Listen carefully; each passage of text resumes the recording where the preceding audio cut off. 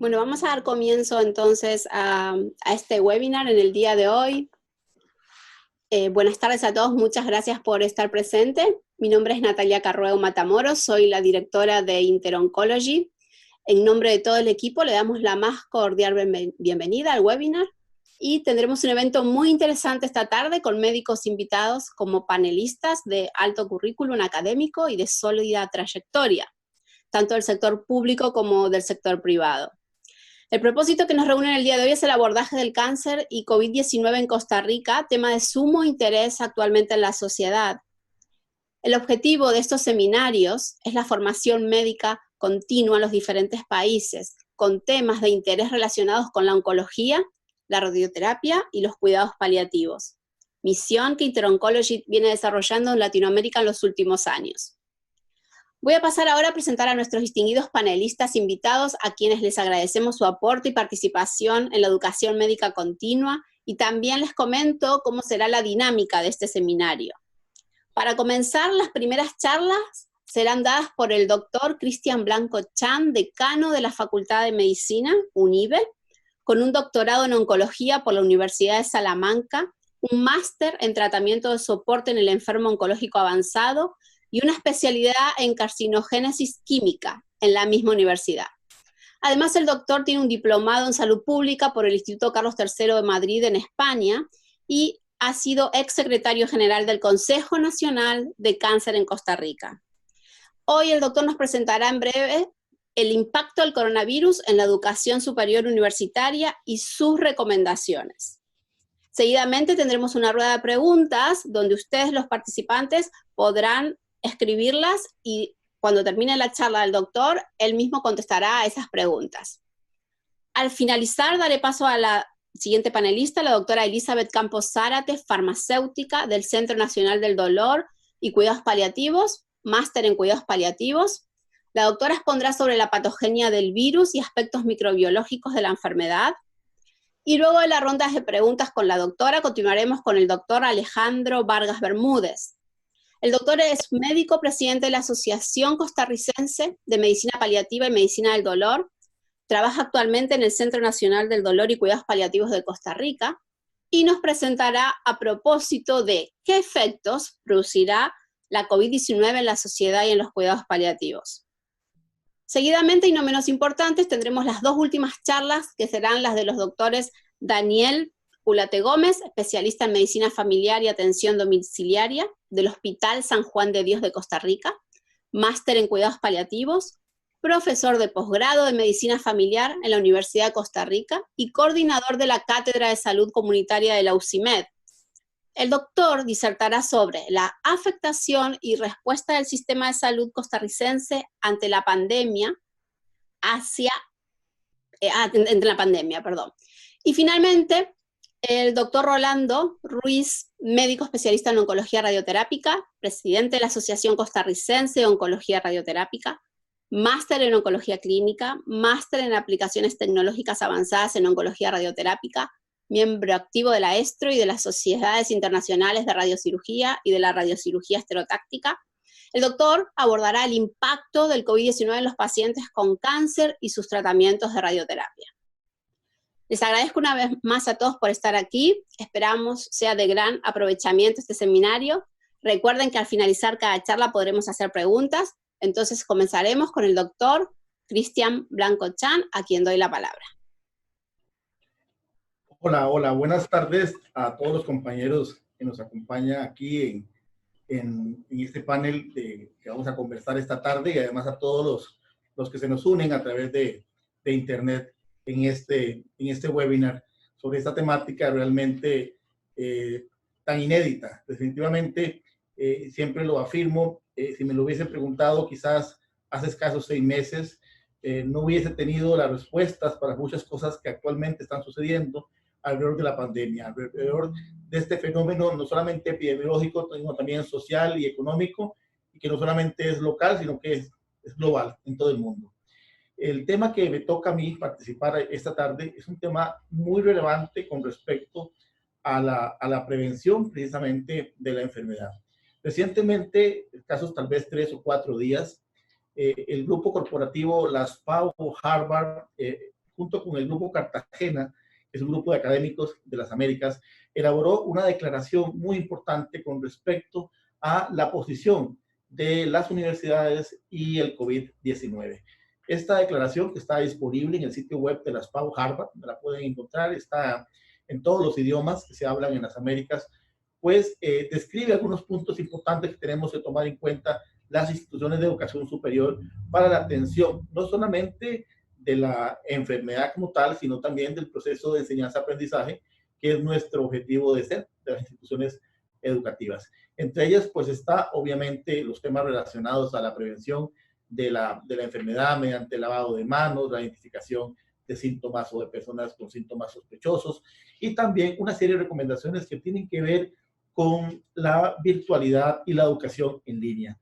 En Costa Rica hemos tenido el tema de que las universidades nos ha tomado de sorpresa, particularmente a las que nos dedicamos a la formación de profesionales en salud, que íbamos a realizar de manera oportuna y efectiva con respecto a la suspensión de las rotaciones en los hospitales.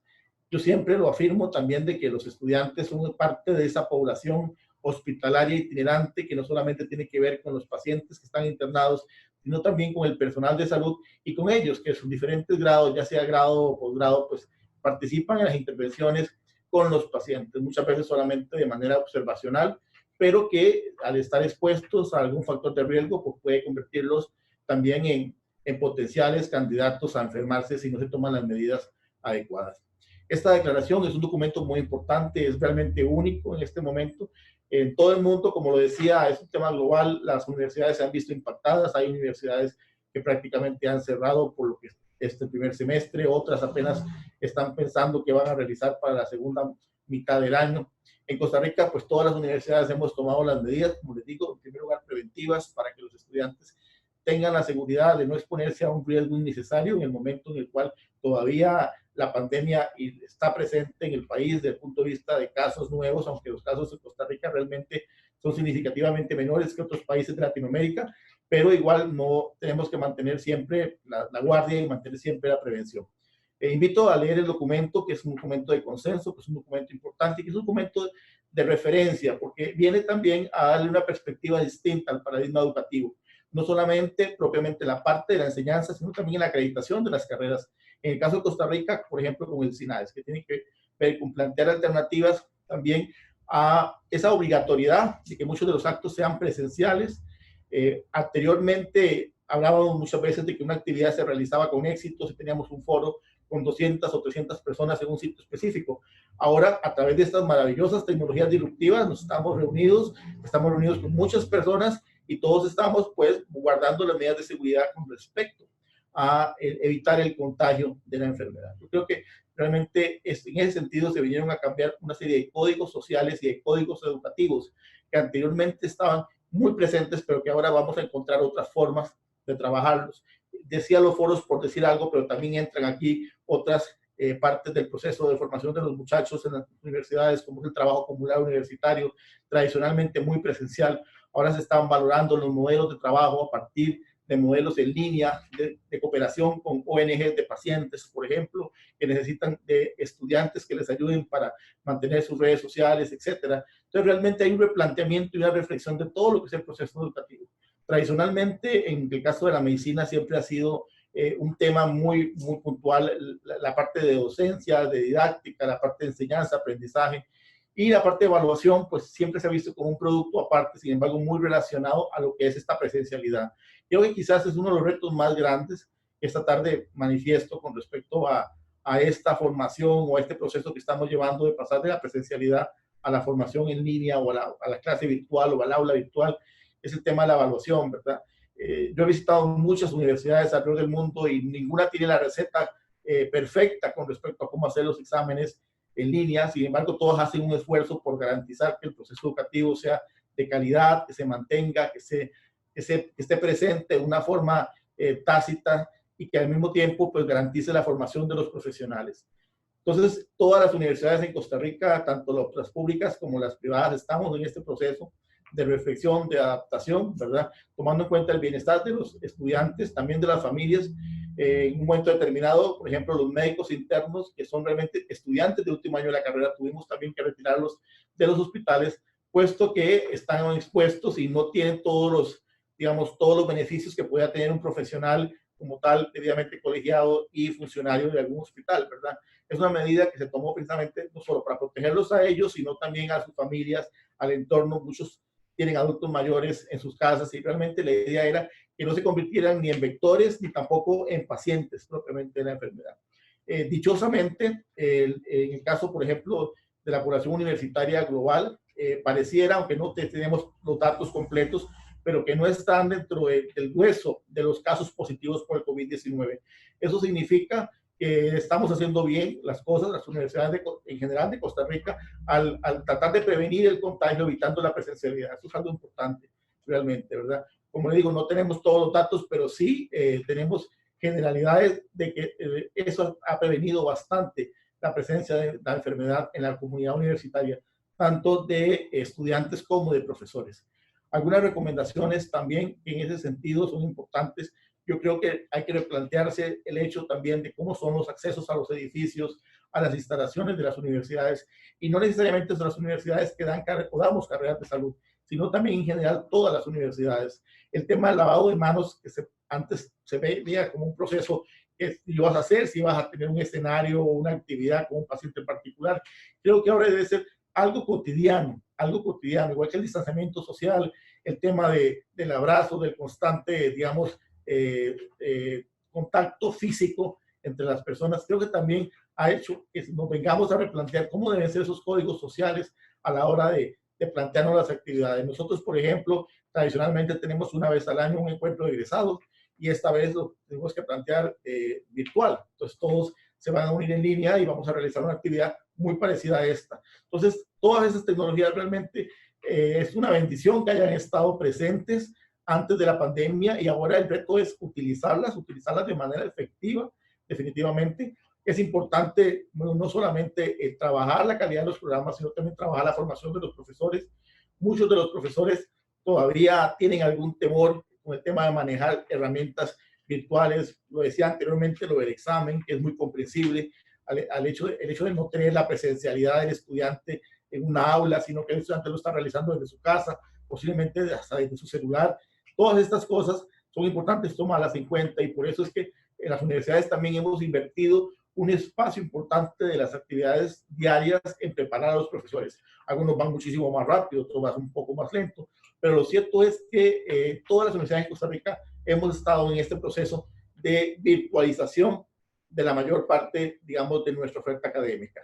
En el caso de la medicina, cierto es que no todo se puede virtualizar 100% y el contacto con el paciente es importantísimo y nunca se va a sustituir formalmente, pero estas tecnologías sí nos vienen a apoyar muchísimo, muchísimo en el proceso de formación, más en estas enfermedades en las cuales la presencialidad ya por sí misma es un riesgo como tal. Entonces, creo que en este caso el sistema educativo costarricense en general ha dado una muy buena respuesta, tanto en lo público como en lo privado. Igual podríamos también hablar de la primaria y la secundaria. Creo que también se han tomado las medidas necesarias, que hay cosas por mejorar, por supuesto.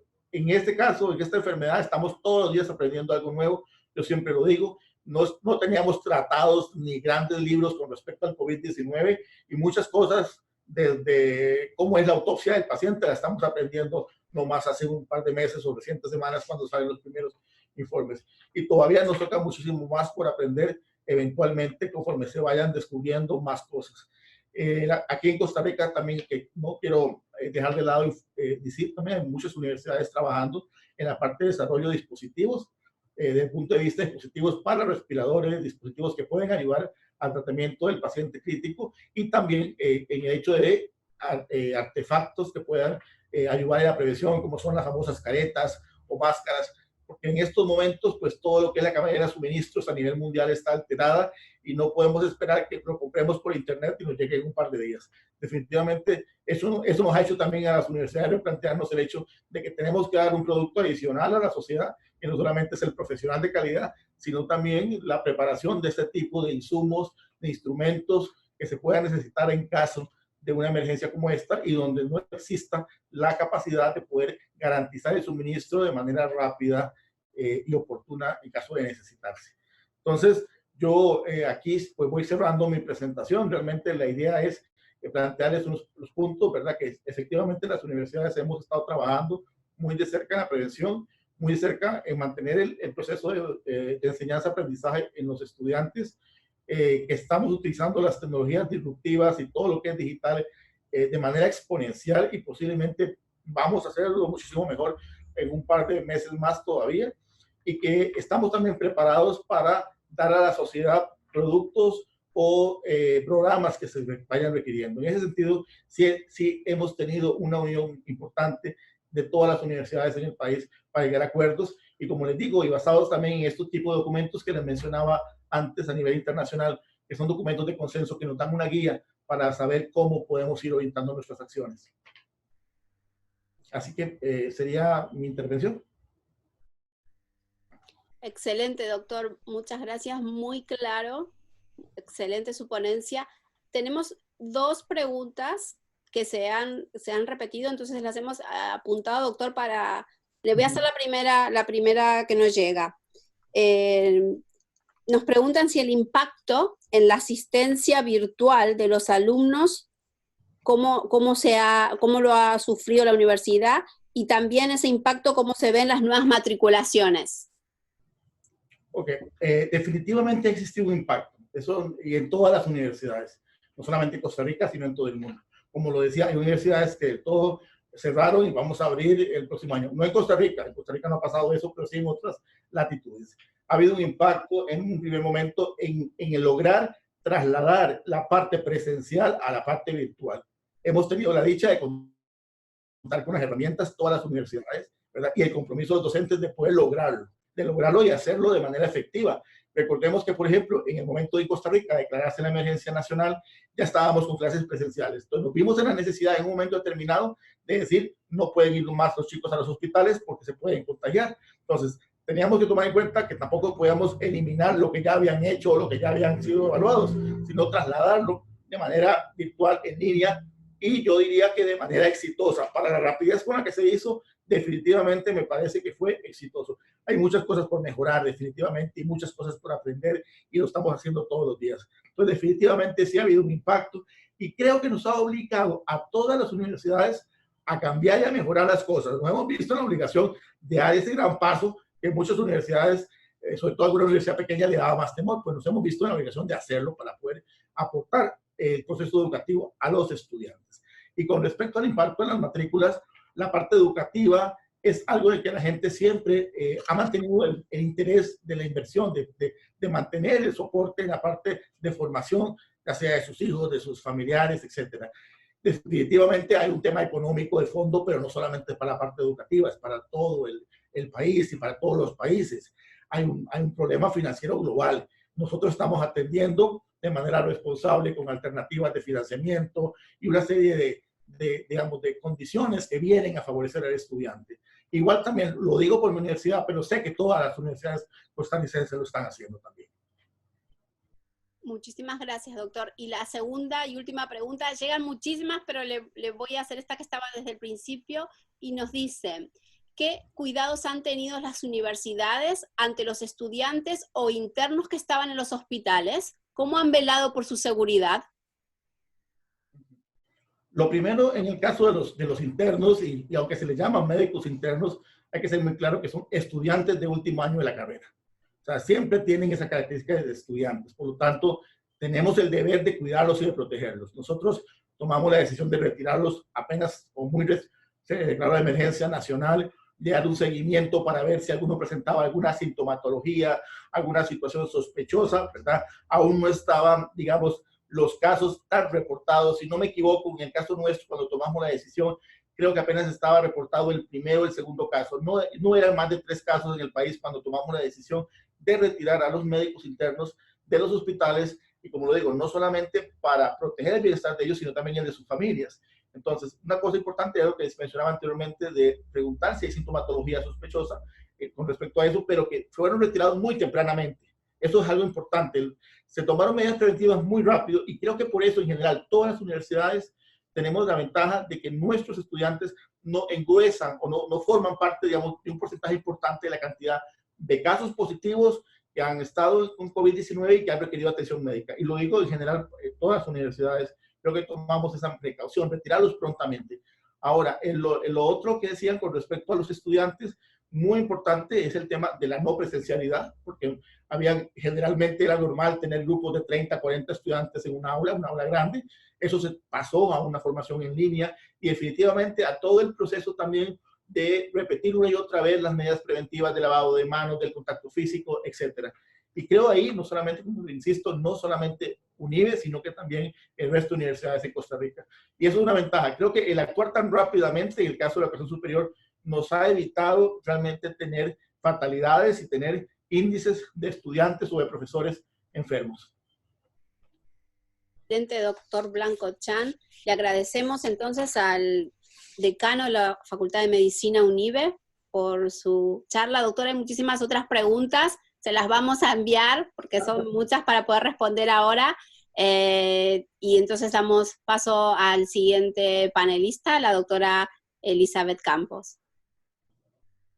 Hola, muy buenas tardes a todos. Es un gusto para mí participar de esta mesa redonda virtual. Como dijo el doctor, tenemos que acoplarnos a nuevas tecnologías y a nuevos métodos, pero me siento muy honrada de estar junto a grandes profesionales. Me toca un gran reto en estos 15 minutos, hablar de 4 temas. Vamos a hablar de la patogenia, de aspectos microbiológicos de este coronavirus. Vamos a hablar, aunque sea de manera muy pincelada, lo que son síntomas y lo que es el proceso de diagnóstico, para finalmente aterrizar en lo que es la población de riesgo. Entonces, vamos a iniciar hablando de este pequeño monstruo, ¿verdad?, que tiene a todo el mundo de cabeza. La OMS le ha dado el nombre de SARS-CoV-2, es el causante de la enfermedad COVID-19. Lo vamos a seguir llamando coronavirus, ¿verdad? Pero en realidad es una gran familia coronaviridae que se divide en 4 géneros. Tenemos los alfa y los beta coronavirus, los cuales van a ser responsables de infecciones en mamíferos. También tenemos los gamma y los delta. Estos 2 últimos se han visto que causan infecciones, sobre todo en lo que son aves. En momentos de la historia, los beta coronavirus ya han causado este problema a nivel mundial, como fue el SARS y como lo fue el MERS. Sin embargo, ahora tenemos una nueva infección con un nuevo virus, del cual se conoce muy poco, y eso creo que debemos tenerlo muy presente. Lo que hablemos en este momento, en esta mesa, probablemente mañana pierda vigencia porque va a salir un nuevo estudio, una nueva recopilación de información, pero eso también tenemos que ser conscientes que los pacientes lo están recibiendo. Ahora la información está simplemente a un clic, ¿verdad? A la distancia del dedo, del celular, de la computadora, tenemos una tormenta de información que todos los pacientes van a recibir hasta con una simple cadena de WhatsApp que todos hemos sido testigos que llega. Y el problema aquí es que el paciente no va a tener las herramientas para saber qué es verdad, qué es mentira, debo dejar mis tratamientos, debo de continuarlos, qué medidas tomo.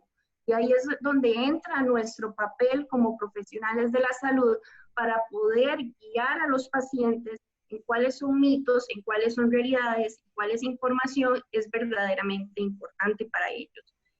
Por eso también nosotros debemos de permanecer buscando información y actualizándonos, porque es muy difícil de llamarnos expertos en este tema, que cada día nos damos cuenta que en realidad estamos en pañales. Se trata entonces de una zoonosis, ¿verdad? Se ha visto, como les digo, hasta el momento lo que se ha visto es que el murciélago va a ser el reservorio de este virus. Se piensa que hay un animal intermedio, el cual no ha sido identificado, sobre el cual hubo mutaciones y luego ha llegado a los seres humanos. Este virus en realidad se considera un poco grande y un poco pesado porque tiene una nucleocápside que lo va a encerrar, ¿verdad? le va a permitir entonces que a la hora de viajar por las gotas de saliva o de un estornudo, a la hora de hablar, de toser, vaya a viajar solamente entre 1,5 metros y 2 metros. Pero también esta nucleocápside le va a dar las propiedades de sobrevivir en diferentes superficies desde horas o inclusive días. Por eso es que es muy importante y se ha hecho conciencia en la limpieza, en el lavado de manos, en desinfección de superficies, y no tocarnos la cara porque a través de las mucosas es que este virus va a entrar. Entonces estamos hablando de un virus ARN positivo que la configuración de sus bases nitrogenadas va a ser muy similar al ARN mensajero propio del ser humano. Entonces, al ser similar, a la hora de entrar a la célula del huésped, va a generarse la cascada de replicación del virus de manera muy rápida porque lo va a reconocer como propio. Pero además este virus tiene otra proteína llamada replicasa que va a permitir que esta replicación sea mucho más efectiva. El virus en realidad es bastante sencillo, va a configurar para 4 proteínas solamente, las cuales van a ser la proteína N, que va a formar parte de la nucleocápside, la M de membrana y la E de la envoltura, las cuales van a permitir interactuar con las células del huésped para poder inyectar su material genético, y sobre todo la proteína S. La proteína S es la protuberancia que nosotros vemos en la envoltura de este virus, que le da esa apariencia de corona y de ahí se deriva el nombre. En realidad esta es la proteína que va a ser la protagonista, por así decirlo, porque es ella la que va a interactuar con la célula huésped. Les traje un pequeñito esquema, vamos a ver si lo logramos compartir. Sí se ve, sí, ¿verdad? Tenemos entonces una proteína S. Permítanme, vamos a ver. Tenemos entonces una proteína S que va a unirse a su receptor, que es la enzima convertidora de angiotensina 2. Esta enzima se ha visto que está ampliamente distribuida en el ser humano. La enzima convertidora de angiotensina 2 convierte la angiotensina 1 en angiotensina 1,9 y la angiotensina 2 la va a convertir en angiotensina 1,7. Estos dos productos son conocidos por sus efectos antiinflamatorios, vasodilatadores y natriuréticos. Es decir, por así decirlo, tenemos un efecto protector. Por otra parte, tenemos la enzima convertidora de angiotensina, la cual convierte la angiotensina 1 en angiotensina 2. Esta enzima va a ser la diana de tratamientos como los IECAS y los ARA2, que más adelante vamos a hablar un poquito de ellos. Entonces tenemos la proteína S, que se va a unir a la enzima convertidora de angiotensina 2, va a producir a través de la endocitosis esa inyección del material genético a la célula huésped. Este material se va a unir al ribosoma de la célula huésped y vamos a iniciar la replicación del virus. Una vez que se ha replicado, vamos a tener cambios morfológicos en la célula huésped. Y estos cambios son los que nuestro sistema inmune va a detectar y va a desencadenar toda una cascada inflamatoria que es el dolor de cabeza para muchos casos, pero es la respuesta para otros. Entonces tenemos un montón de interleucinas, interferones, factores de tumoral y demás productos que van a aglomerar toda esta respuesta inmune para atacar este patógeno externo. Pero acá también debemos tomar en cuenta que como la enzima convertidora de angiotensina 2 es el blanco que va a atacar el virus, esta va a disminuir. Y como vimos anteriormente, los productos de esta enzima son protectores. Entonces, vamos a tener un aumento de la angiotensina 2 que va a tener ese efecto vasoconstrictor, proinflamatorio y de retención de líquidos. Entonces, tenemos, por así decirlo, como un círculo vicioso en donde vamos a aumentar esta respuesta. Podríamos entonces desencadenar síntomas desde muy leves hasta los más graves, ¿verdad? podríamos entonces tener la apoptosis del neumocito, porque se ha visto que este virus se replica principalmente en los neumocitos alveolares tipo 2, y de ahí vamos a desencadenar diferentes sintomatologías que más adelante veremos. Una vez que ha surgido la apoptosis de este neumocito, el virus puede atravesar el endotelio, llegar a sangre y afectar a otros órganos diana. La enzima convertidora de angiotensina 2 se ha visto que está principalmente en pulmón, pero también hay otros órganos como el riñón y como el corazón que tienen unas cantidades importantes de este receptor. Pero tampoco podemos dejar de lado el sistema nervioso central y el sistema digestivo. Entonces vamos a tener unos síntomas, ¿verdad? Que van a aparecer después de un periodo de incubación. Van a aparecer después de un periodo de incubación que se habla desde 1 hasta 12 días, con una media de 5 o 6. Después de esto van a aparecer los síntomas de los cuales ya nos han hablado los medios, de tos seca, garganta, disnea y fiebre. Estos van a ser los más comunes, pero también se han reportado que puede aparecer astenia, mialgia, por supuesto la neumonía, una sepsis, un shock séptico, un fallo multiorgánico que puede desencadenar la muerte. También se ha hablado de síntomas neurológicos como el mareo, la alteración de la conciencia, inclusive se ha hablado de accidentes cerebrovasculares. A nivel cardiológico puede dañar al miocito, tanto por la respuesta inflamatoria como por la falta de oxígeno a nivel general. A nivel oftalmológico puede aparecer el ojo seco, visión borrosa, y además podemos tener síntomas intestinales como la diarrea o ya un fallo a nivel renal. Entonces a estos pacientes que tenemos sospecha, que se le hace la historia y se considera que el paciente ha estado en contacto con personas ya positivas o que han hecho viajes a zonas de riesgo, se le va a realizar entonces una muestra del exudado nasofaríngeo, la cual se va a someter a la reacción en cadena de la polimerasa. Vamos entonces a reproducir este material genético y se va a comparar con lo que ya se conoce, lo que ya se había estudiado que identifica al coronavirus. Muy bien, ¿y de qué nos sirve todo esto? Como les dije, lo que más me interesa es aterrizar en la población de riesgo. ¿Por qué? Porque los medios han hablado montones de veces de que el adulto mayor es la principal población que debemos de cuidar y se han hecho montones de campañas para tener a los adultos mayores bien guardaditos. Pero no solamente es por ser adulto mayor, ¿verdad? Sino que en ellos vamos a encontrar montones de comorbilidades como es el EPOC, la diabetes mellitus, cardiopatías, enfermedades renales, asmáticos. Y de cierta forma lo que se ha logrado ver es que, por ejemplo, en pacientes con hipertensión arterial, al tener tratamientos de IECAS y de ARA2, se va a sobreexpresar como una compensación la enzima convertidora de angiotensina 2. Entonces, si estos pacientes tienen, por así decirlo, más puertas para que la llave del virus entre, es de esperar que el cuadro que vayan a generar sea mucho mayor. Algo similar ocurre con los pacientes diabéticos, en los que la nefropatía diabética propia de ellos va a causar una conducta compensatoria aumentando la producción de esta enzima, porque como vimos anteriormente, los productos de ella van a ser nefroprotectores.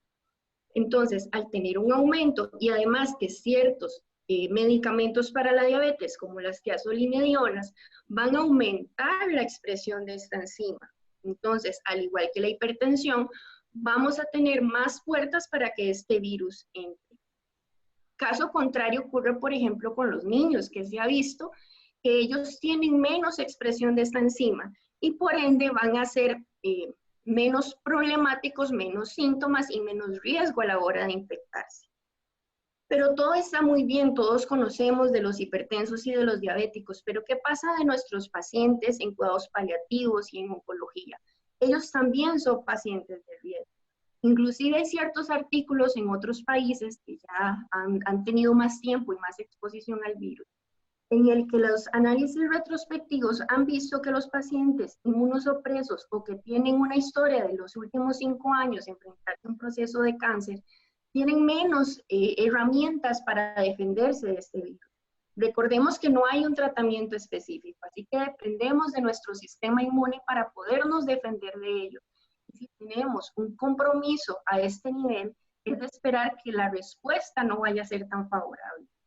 ¿Qué vamos a hacer nosotros con todo esto? ¿Qué estamos haciendo nosotros como profesionales de la salud, educando a los pacientes, quitando mitos, porque siempre van a tener miedo? Mira, yo escuché que entonces tengo que dejar mi tratamiento con el enalapril.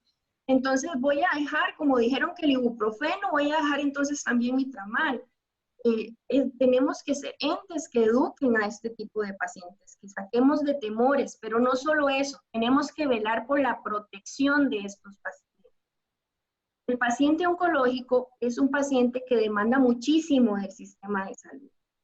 El paciente oncológico va a estar constantemente con radioterapias, quimioterapias, cirugías, van a tener su sistema inmune completamente comprometido y van a demandar muchísimo del sistema de salud. Y la gran mayoría de estas terapias no puede simplemente ser por teléfono, como se ha hecho en otros casos, tiene que ser presencial.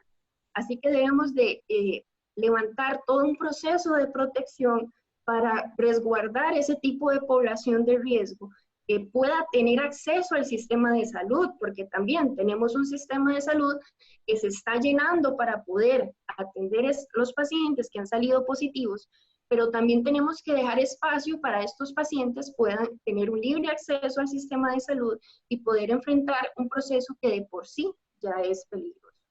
Y más o menos eso en resumen es lo que les traía hoy. Quisiera dejarles esa preocupación y esa inquietud. ¿Por qué estamos haciendo nosotros por ese tipo de pacientes? Muchas gracias. Muchas gracias, doctora Elizabeth. Excelente su ponencia, su plática. Doctora, tenemos algunas preguntas. Nos gustaría que pudiese contestarlas. Una de ellas es de Emily, que pregunta si puede un joven con comorbilidades reaccionar igual que un adulto mayor o tiene beneficios por la edad. No, en realidad, bueno, como les digo, una cosa es lo que les pueda decir hoy, quizás mañana aparezca nueva información, pero de lo que hasta ahora se ha visto es que si estamos en un tratamiento, por ejemplo, de hipertensión o de diabetes, estas modificaciones van a ocurrir sea una persona joven o sea un adulto mayor. Ahora bien, el adulto mayor puede que las comorbilidades sean mayores que un adulto joven, ¿verdad? Pero todo está en cómo está su sistema inmune y cómo está el resto del entorno de este paciente que le vaya a permitir generar una respuesta, ¿verdad? Hemos visto que pacientes inclusive sin ninguna comorbilidad han desarrollado cuadros sumamente graves que terminan falleciendo. Así que todo está en qué tan rápido sea el diagnóstico, qué tan rápido pueda desencadenar los síntomas y cómo se logre contrarrestar esta tormenta proinflamatoria en este paciente. Muchas gracias. La siguiente pregunta nos pregunta Estefa, ¿qué pasa con los pacientes en edades desde 20 a 40 años? Ok, igual que en el caso anterior, todo está en las comorbilidades que pueda tener. Si estamos ante un paciente sin comorbilidades, es de esperar que no vaya a sufrir una infección tan grave como en otros casos. Sin embargo, hay muchos factores que todavía no se han logrado explicar, que sí se ha visto en las clínicas que desarrollan enfermedades mucho más serias. Pero de momento, hasta lo que se conoce, es de esperar que un paciente joven sin comorbilidades desarrolle síntomas muy leves de un simple resfrío o inclusive que pase hasta asintomático. Y por último, Natalie López nos pregunta, soy de Chile. Quisiera saber si en sus revisiones ha podido conocer alguna explicación para que en ciertos países tengan una alta tasa de contagio y una baja tasa de mortalidad. ¿Tiene algo que ver esto con los receptores superficiales de la célula o cuál sería la explicación fisiopatológica?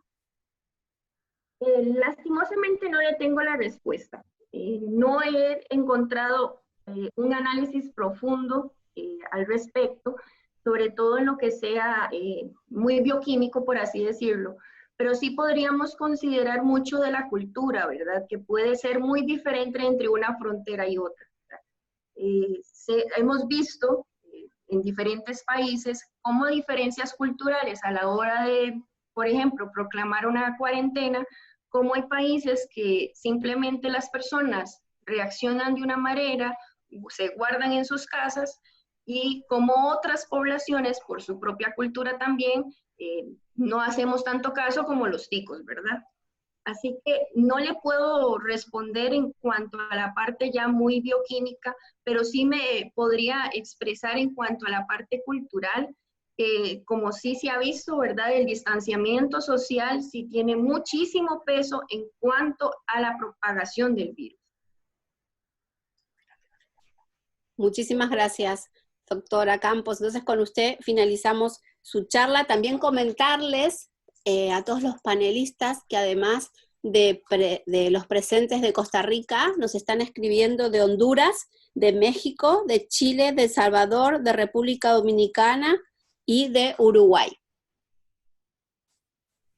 Entonces, ahora vamos a dar paso al doctor Alejandro Vargas. Le doy la palabra, doctor.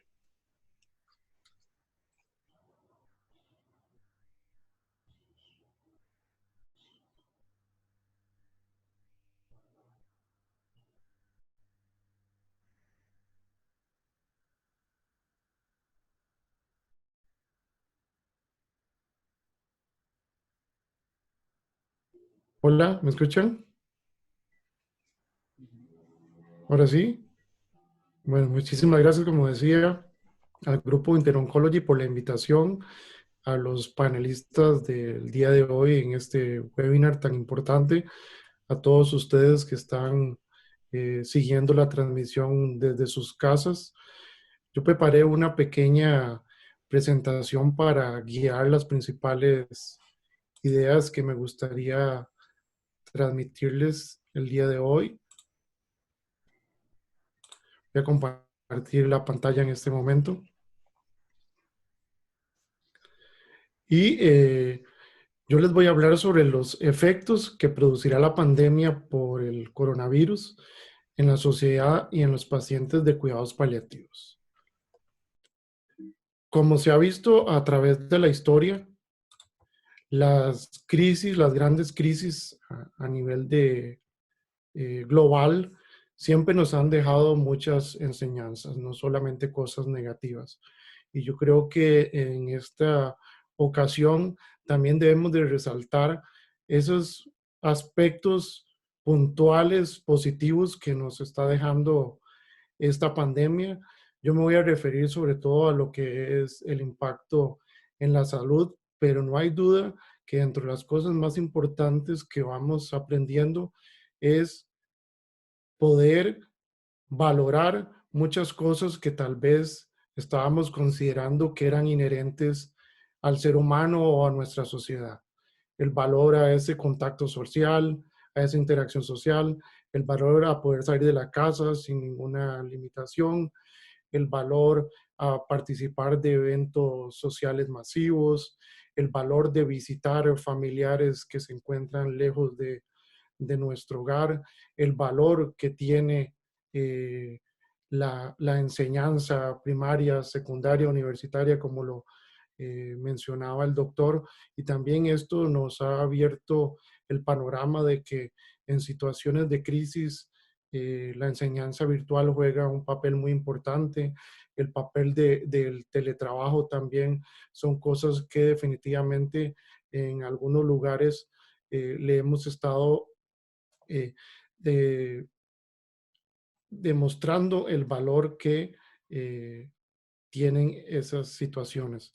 Y como les digo, yo les voy a hablar de salud, y para mí una de las cosas más importantes que nos ha traído esta pandemia a la población, al mundo en general, es darle valor a lo que es el conocimiento científico. El conocimiento científico, la investigación científica es la que nos ha permitido hasta ahora ir conociendo poco a poco las características de esta pandemia, de este virus que desconocíamos, y cada día vamos adquiriendo más conocimiento, se va distribuyendo a nivel de la sociedad eh, médica en general, y tal vez más adelante le podamos dar respuesta incluso a la pregunta que le hacían a la doctora de Campos de por qué en algunos países la mortalidad es más alta, es más baja. Hay muchos factores que influyen en ese aspecto de la mortalidad, pero definitivamente el valor del conocimiento científico es algo que tenemos que resaltar. El hecho de que muchas personas estén pendientes de cuándo va a ser que podamos tener una vacuna. Sabemos de que van a pasar muchos meses hasta el momento que lo vayamos a tener, pero no hay duda que mucha gente ha visto la importancia de todo este proceso de la investigación. Otro de los puntos que quiero definitivamente resaltar es el valor de los profesionales de salud.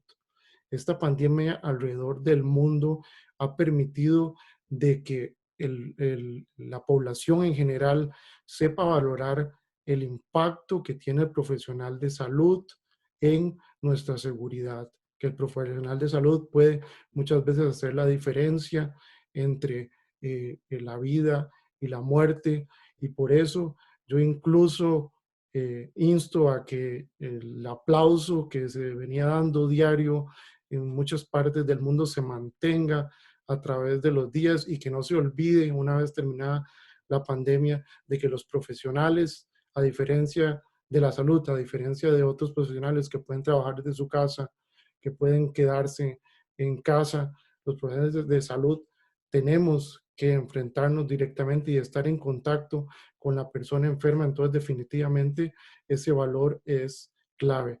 Y otra de las cosas que yo creo que sí es muy importante y que puede jugar un papel relevante, como lo mencionaba la doctora Campos, es que tenemos que valorar, por lo menos a nivel de Costa Rica, la importancia de un sistema de salud sanitario público y sólido como el que tenemos en Costa Rica. No hay duda que eso ha permitido, entre otras cosas, que en este momento tengamos una mortalidad que aproximadamente le ronda el 0.001% en nuestra población. Y yo creo que eso, a diferencia de otros países, no hay duda de que nos tiene que abrir los ojos, sobre todo aquellos de que no lo comprendían, que en la actualidad debemos de concientizar de que el sistema de salud de Costa Rica es uno de los mejores sistemas de salud, no solo de Latinoamérica y a nivel del mundo, y eso ha provocado de que la mortalidad tienda a ser tan baja.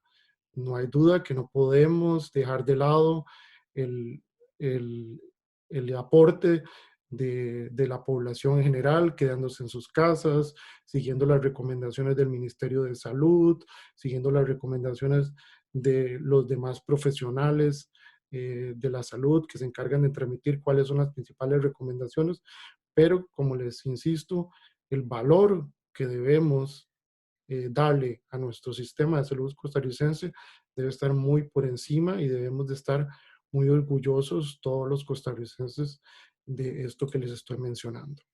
Y quiero recalcar esta frase de Victoria Camps, que es una filósofa española. Ella lo dijo esto en una entrevista reciente que le hicieron en el periódico La Vanguardia de España, y ella dice: debemos de cambiar prioridades. Es posible, solo tenemos que querer. Y definitivamente la inversión económica que se hace hacia la investigación científica, hacia los profesionales de salud, debe crecer día con día, porque en momentos de crisis es cuando realmente vemos la importancia real que tiene ese cambio de visión, que tal vez esos recursos se destinan a otros situaciones diferentes que incluso podrían disminuirse en general. ¿Y cuáles son las consecuencias? Realmente sí tenemos consecuencias. No hay duda que esta pandemia va a traer problemas económicos. En Costa Rica, en la actualidad, según las últimas publicaciones, el desempleo anda rondando más cerca de los 12% y se prevé que puede aumentar en un 20% conforme vayan avanzando los meses. ¿Y por qué menciono la parte económica? No me voy a adentrar en el asunto económico, pero es inherente que los problemas económicos se van a ver reflejados en problemas de salud, en distrés económico que afecta directamente la calidad de vida de los cuidadores de pacientes y indirectamente de los mismos pacientes. Entonces, no hay duda de que es una de las consecuencias de lo que puede pasar por la pandemia. Los trastornos psicoemocionales. Desde ya se está hablando que el aislamiento social va a provocar, sobre todo en los adultos mayores, que es una población muy vulnerable, el aumento de situaciones como el miedo, la ansiedad. Algunos incluso pueden desarrollar situaciones más complicadas como depresión, situaciones incluso de estrés postraumático, no solamente en el adulto mayor, en la población general y sobre todo si están cerca de alguna de las personas que lamentablemente ha fallecido por esta pandemia. Entonces los trastornos psicoemocionales van a probablemente incrementarse a posteriori y de ahí la importancia de que nuestros equipos de salud mental eh, deban sobremanera ayudar a los pacientes, a los cuidadores, como sabemos que ya lo vienen haciendo, pero no hay duda que sí, como se ha visto y se ha publicado después de otras situaciones de crisis, estos trastornos se pueden incrementar sobremanera.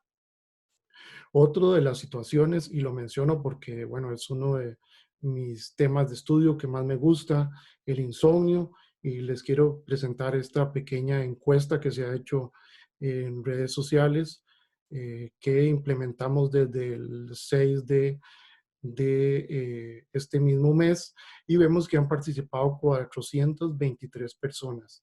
La mayoría de estas personas han resaltado de que premio a la pandemia, igual aproximadamente un 70%, nadie tenía problemas de insomnio y casi un 80% lo han presentado en el último mes.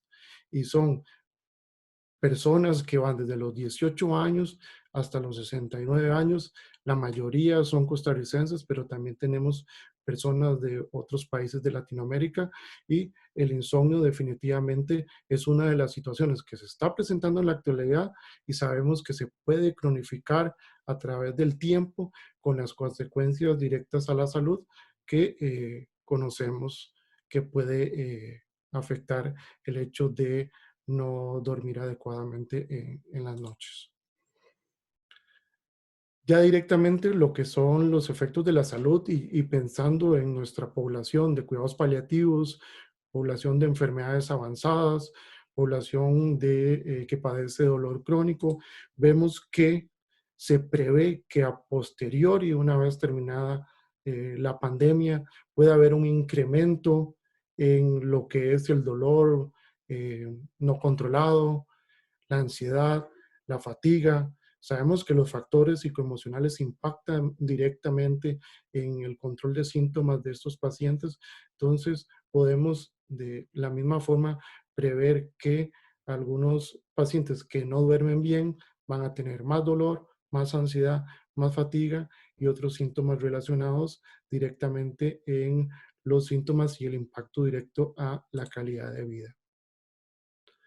Otra de las situaciones que se puede prever es un aumento en el consumo de fármacos y por suerte que está la doctora Campos acá con nosotros porque es algo que yo visualizo muchos pacientes, el hecho de tener su aislamiento social, de no tener un entorno eh, eh, social, familiar muy robusto, muchos perderán el retiro de sus medicamentos. Una vez terminada la pandemia, muchos de ellos van a asistir a los centros de salud porque ya no tienen medicamentos, llevan un mes sin medicamento.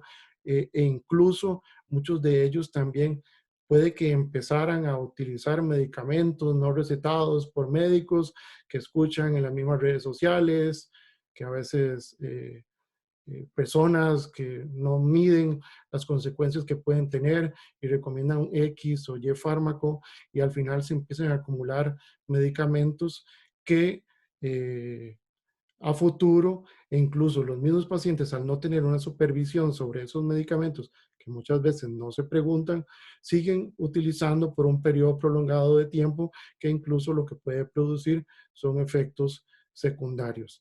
Otras de las situaciones que puede pasar y que se ha visto en otros momentos de la historia es el consumo de otras sustancias como el alcohol para tratar de, entre otras cosas, mejorar sus problemas de insomnio, mejorar su ansiedad, mejorar, entre comillas, su sensación de bienestar. Entonces también es otra de las condiciones que tenemos que tener en cuenta de que puede suceder una vez que pasemos esta situación de crisis.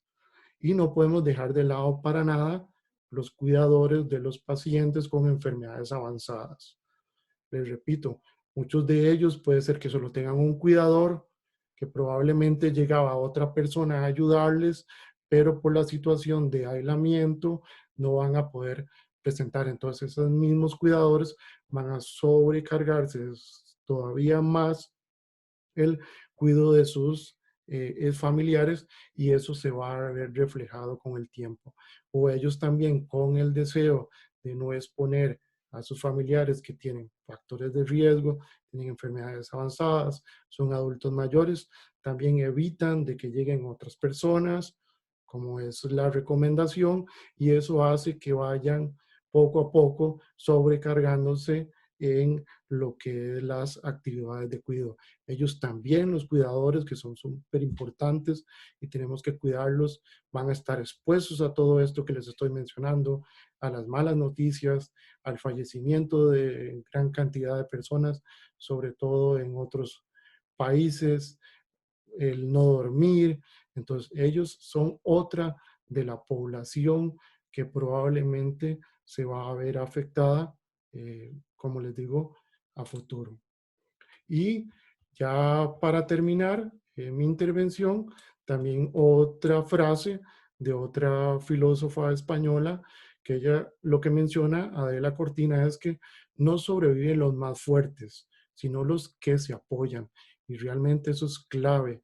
El salir adelante de esta situación mucho dependerá de nuestra conciencia social y el apoyo que tengamos y el seguimiento a las recomendaciones, entre otros, de nuestro ministro de Salud, muy conocido, por cierto, ya de muchas formas, y en general a todo lo que son las recomendaciones de nuestro Seguro Social, porque somos conscientes de que como equipo, como costarricenses y como ciudadanos, saldremos adelante si nos apoyamos entre todos.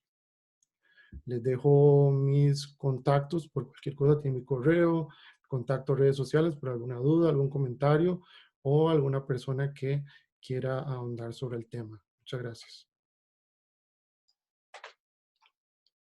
Muchas gracias, doctor Alejandro Vargas, presidente de la Asociación Costarricense de Cuidados Paliativos. Hemos seleccionado de las tantas preguntas 3, doctor, para realizarle, si está de acuerdo. Adelante. Una de ellas, de Stephanie Lagos, nos comenta: ¿podrían aportarnos las diferencias del sistema de salud de Costa Rica con el resto de Latinoamérica? Bueno, una de las cosas que somos conscientes del sistema de Costa Rica es que es un sistema social solidario. O sea, aquí se le brinda atención a cualquier persona, aunque no esté asegurada ni haya pagado una cuota de su sistema, del sistema de salud. Y yo creo que si nos podemos comparar con algunos otros países, incluso de Centroamérica o Latinoamérica, esto ya vemos que genera una diferencia. La otra es la cobertura nacional, que prácticamente nuestro sistema de salud cubre más del 90% de la población costarricense y eso definitivamente crea un impacto importante.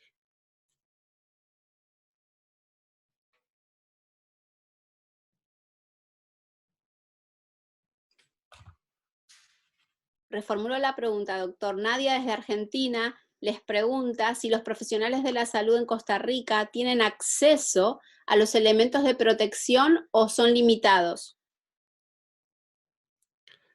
Yo trabajo en un centro especializado de cuidados paliativos.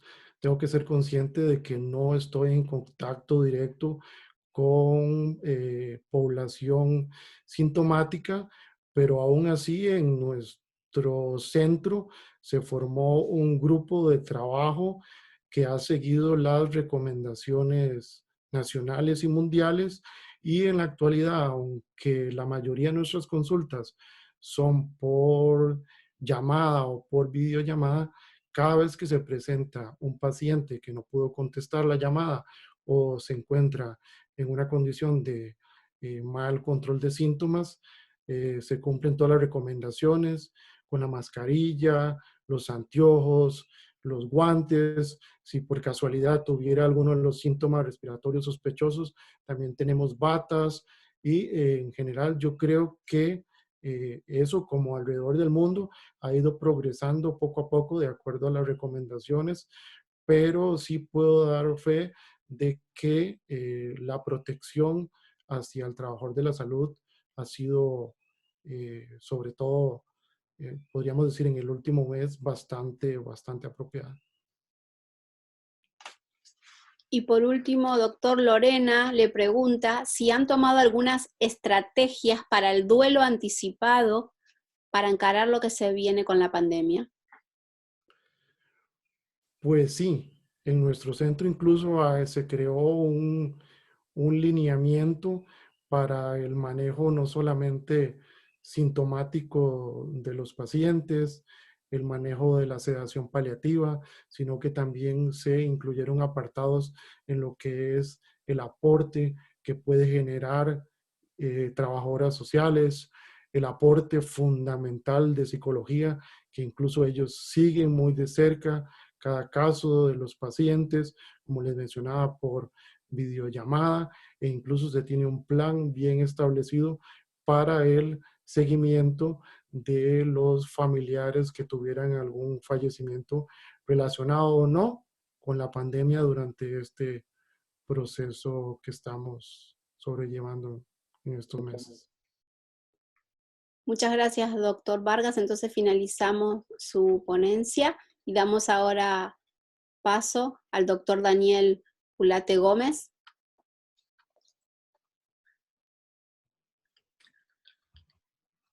Bueno, muchas gracias. Buenas tardes.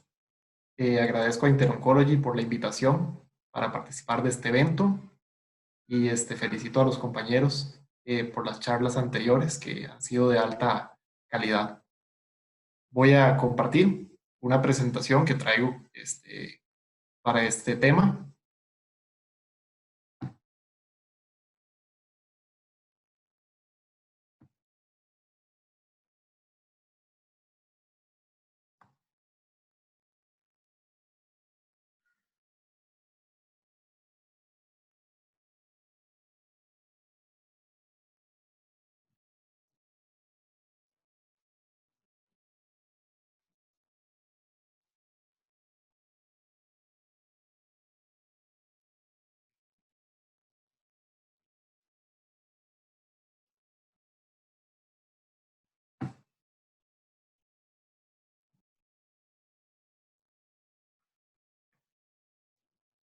Vamos a esperar, yo creo que ya casi sale el formato de la presentación.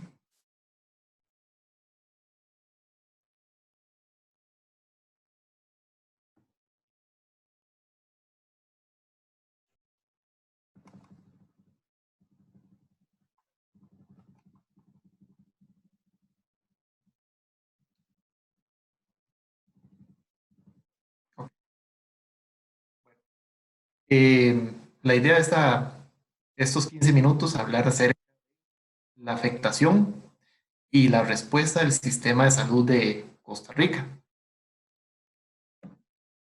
Es importante primero mencionar que el sistema de salud de Costa Rica tiene como ente rector al Ministerio de Salud. Este órgano, a su vez, ejerce funciones rectoriales, da directrices para el funcionamiento de todo el sistema. Otros elementos muy importantes que cuenta este sistema de salud es la Caja Costarricense de Seguro Social, que es una institución que es la principal prestadora de los servicios de salud del país. También cuenta con el Instituto Nacional de Seguros, que se encarga del campo del aseguramiento en diferentes sectores. Y hay un sector privado de aseguramiento y un sector privado también que brinda servicios de atención de salud. Contamos también con el Instituto de Acueductos y Alcantarillados, que es el que suministra el agua potable a las poblaciones de nuestro país, y las universidades, que son las encargadas de formar el recurso humano en salud y además de promover la investigación. El Ministerio de Salud, como dije, es el ente que dirige políticamente la salud en Costa Rica. Regula lo que son normas en materia de medio ambiente, alimentación y medicamentos. Se encarga de la vigilancia epidemiológica y además brinda el direccionamiento de la investigación y el desarrollo tecnológico en materia de salud. La Caja Costarricense de Seguro Social es una institución que nació entre los años de 1941 y 1943. Es una institución autónoma que se encarga de compra y prestación de los servicios de salud. Se financia con las contribuciones de los trabajadores, sus patronos y del Estado. Administra 3 seguros: el seguro de enfermedad y maternidad, el seguro de invalidez, vejez y muerte y el régimen no contributivo. La Caja del Seguro Social se estructura por niveles de atención. Un primer nivel de atención es aquel que está en las comunidades y que brinda el servicio de atención de salud a el individuo y su familia en la misma comunidad. Se organiza en áreas de salud que a su vez se subdividen en EBAIS. El segundo nivel de atención está compuesto por clínicas mayores, hospitales periféricos y hospitales regionales. Y el tercer nivel de atención está compuesto por los hospitales nacionales generales, como el Hospital San Juan de Dios, en donde yo laboro, y también se compone por centros especializados y hospitales nacionales especializados. Cabe mencionar que uno de esos hospitales nacionales especializados es el CENARE, Centro Nacional de Rehabilitación, el cual vamos a ver ahorita más adelante la función que llega a tomar en esta situación de la pandemia. Como vemos en este mapa, las diferentes regiones cuentan con áreas de salud, que en total son 106 áreas de salud distribuidas por todo el país, y un total de 1057 equipos básicos de atención integral en salud, que son los EBAIS. Cada EBAIS está compuesto por un médico general, un auxiliar de enfermería, un asistente técnico de atención primaria y un asistente de redes. La institución cuenta con un expediente digital único en salud. Esto es importante porque toda la información de los pacientes a nivel nacional se maneja en un solo expediente. Eso le permite al sistema poder manejar toda esa información y mejorar la atención de estos pacientes. Esto le valió a Costa Rica el año pasado un reconocimiento de parte de la Organización de las Naciones Unidas. Tenemos el Instituto Nacional de Seguros, que es el ente que brinda aseguramiento en el campo público y privado, en cuanto a riesgos laborales, accidentes de tránsito, servicios médicos hospitalarios y rehabilitación traumatológica. Ya para finalizar esta descripción del sistema de salud de Costa Rica, menciono que hay esto por compañías aseguradoras, cooperativas y clínicas y hospitales privados. Entonces, En Costa Rica, el COVID-19 presentó su primer caso el 6 de marzo. Ese día se trató de un caso importado de una paciente que venía de Estados Unidos de 49 años de edad. Al día de hoy, contamos con 681 casos confirmados, 6 lamentables fallecimientos, 180 casos recuperados, y es importante mencionar que hay una distribución en cuanto a sexo, de un número muy similar entre hombres y mujeres, pero sí predomina un poquito más el número de hombres. Los rangos de edad van desde el año de edad hasta los 87 años, con un promedio de 37 años. Vemos que el grupo más grande de personas con COVID-19 es el de los adultos. Posteriormente tenemos un grupo más pequeño, que es el de los niños y el de los adultos mayores. Adultos en total serían un 90%. Niños y adultos mayores, cada uno un 5%. En este mapa podemos observar una distribución de los casos confirmados al día de hoy por cantones. Importante llamar la atención de que los cantones del país que tienen mayor prevalencia e incidencia de casos son los cantones de San José, Alajuela y Desamparados. Existen cantones también que pueden verse acá, que salen en blanco, que es donde todavía no hay ningún caso de COVID-19. Entonces, llama la atención, por ejemplo, en la zona fronteriza, el cantón de Sarapiquí, en la zona indígena de Talamanca, cantón de Talamanca, y en la zona fronteriza con Panamá, el cantón de Golfito. Para ver la afectación del sistema de salud, podemos enfocarnos en 4 grandes Uno, la disminución del aporte obrero patronal a la caja. En este momento, muchas personas han perdido su empleo o han tenido una reducción de su jornada laboral. Entonces, esto hace que el aporte que ellos como empleados y sus patronos hacían a la Caja del Seguro Social como parte del financiamiento de este sistema de salud, de seguridad social, haya visto una disminución en los ingresos. Por otro lado, se está viendo una importante inversión de parte de la seguridad social y de parte de todo el país en general en cuanto a equipos médicos e infraestructura. Esto es un gasto que no se tenía previsto y que el país le ha hecho frente.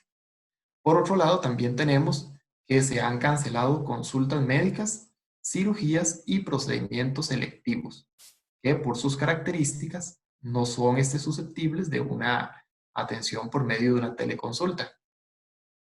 Y por otro lado, también contamos con el aumento en el gasto de lo que son sustituciones de los profesionales que requieren una incapacidad por enfermedad. Entonces, actualmente muchos profesionales han visto afectada su salud y esto ha hecho que se aumente el gasto en que incurre la seguridad social en la sustitución de esos profesionales.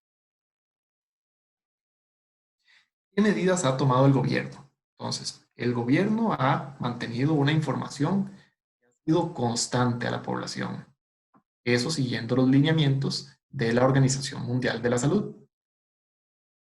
A tal punto que se organiza una conferencia de prensa todos los días al mediodía para que la población esté informada acerca de la situación actual. En esta imagen ahí podemos ver cómo está el presidente de la República en el centro y a sus extremos están el ministro de Salud y el presidente de la Caja de Seguro Social. El Ministerio de Salud ha llevado a cabo una importante labor de campañas educativas por diferentes medios de comunicación dirigidas a la población para la prevención del coronavirus, del COVID-19, y también de líneas que permiten la adecuada evacuación de consultas, de dudas y la atención de los pacientes que están enfermos. brinda canales oficiales de comunicación y estimula que no haya replicación de la información, no es verdadera. Entonces, para que no se repliquen las noticias falsas. Se ha dado un manejo muy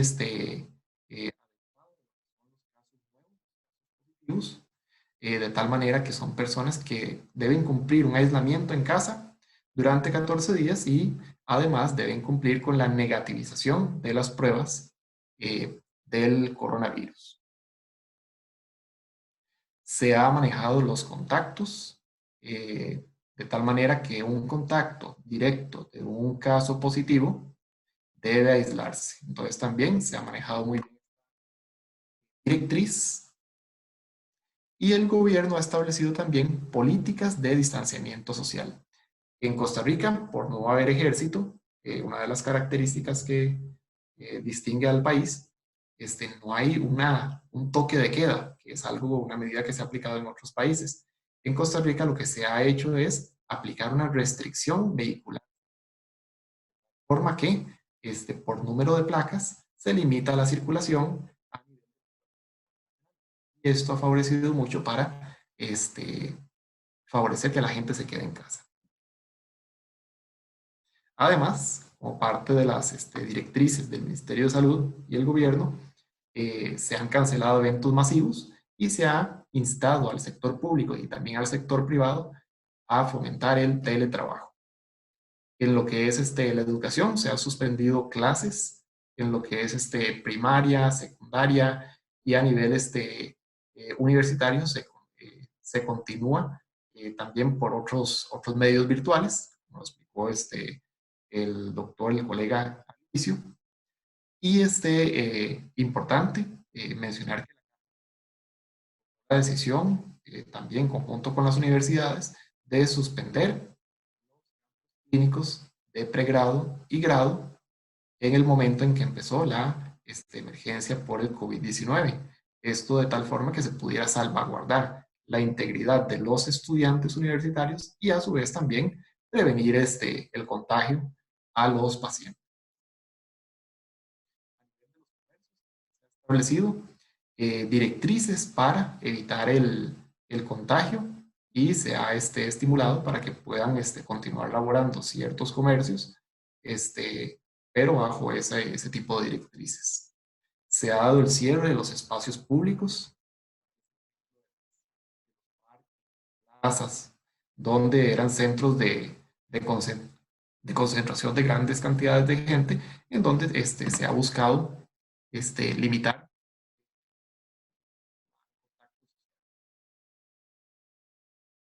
Por otro lado, el cierre de fronteras del país, que empezó a partir del jueves 19 de marzo, y esto ha permitido que haya disminuido la cantidad de casos importados al país. Por otro lado, para salvaguardar el bien de las familias que se han visto afectadas por esta emergencia, se creó un bono, que es una ayuda económica que puede ayudar en parte a las familias cuyos proveedores han perdido el empleo o han visto reducidos sus ingresos. Entonces, propiamente, el sistema de salud está respondiendo de manera muy adecuada. Como les decía, hay un centro que es el Centro Nacional de Rehabilitación, CENARE, Hospitales Nacionales Especializados. Este centro se le aprovechó su infraestructura y se reconvirtió en el centro especializado para atender a los pacientes con COVID-19, de tal forma en remodelación de su infraestructura y en el equipamiento para atención de estos pacientes. Por otro lado, la caja ha sido autorizada por el gobierno para la compra del equipamiento necesario para atender esta emergencia, ha sido mayor a los $2 millones. Por otro lado, tenemos que la institución, el Seguro Social, está realizando atención por teleconsulta a pacientes que se encuentran en sus casas con enfermedad leve y que no requieren hospitalización, entonces se le da una atención por teleconsulta. Esto es importante porque esta labor la están llevando a cabo los médicos residentes, que son los que se están formando en el campo de medicina familiar y comunitaria. En diferentes hospitales ya se ha estado implementando lo que es la teleconsulta por vía telefónica para diferentes tipos de patologías. Esto es una foto de este ejemplo en el hospital de Cartago, y en mi hospital, en el San Juan de Dios, se está implementando la teleconsulta para la valoración de los pacientes anticoagulados. En el hospital de Alajuela también, por ejemplo, se ha implementado la teleconsulta por plataforma para el seguimiento de pacientes de rehabilitación cardíaca, pulmonar y oncológica. En mi caso, de Dios, también se ha utilizado la plataforma Zoom para la rehabilitación de los pacientes con enfermedad cerebrovascular isquémica. En el campo de trabajo social, también se ha llevado a cabo un enlace por medio de los trabajadores sociales para comunicar a los pacientes con sus familias en aquellos casos en los que no tienen el medio, ya sea teléfono, para poder comunicarse con ellos ante la suspensión de las visitas. La institución logró una coordinación con el Servicio de Correos de Costa Rica para dar una línea para el despacho de los medicamentos de pacientes crónicos, y que a su vez sean entregados en el domicilio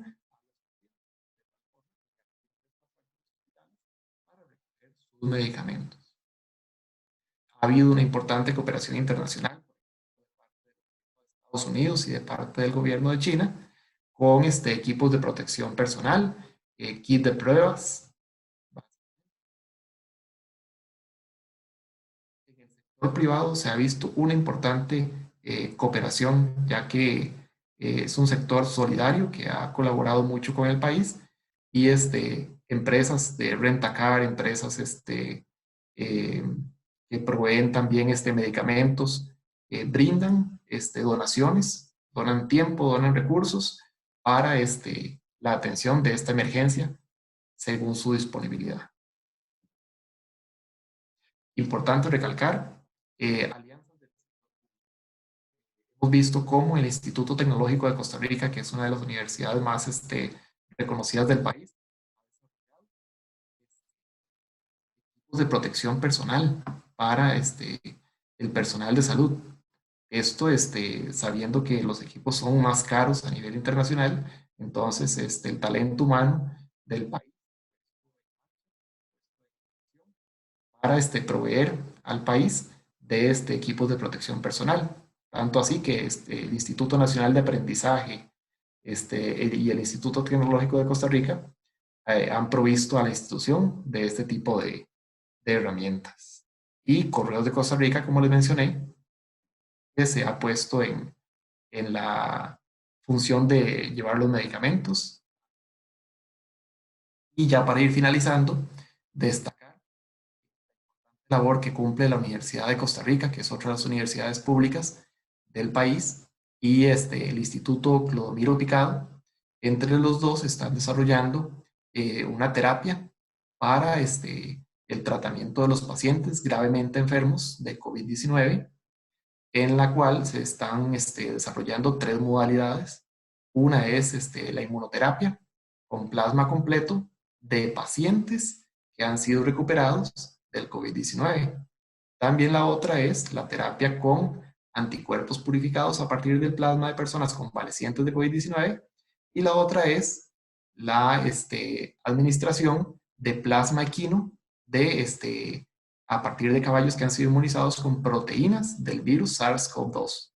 Esto para como una importante reseña de la investigación que se está desarrollando en el país. Les agradezco la atención. Ahí están mis contactos por si alguien después desea externar alguna pregunta, alguna duda. Excelente. Muchas gracias, doctor Daniel Ulate Gómez. El doctor es especialista en medicina familiar y atención domiciliaria del Hospital San Juan de Dios de Costa Rica.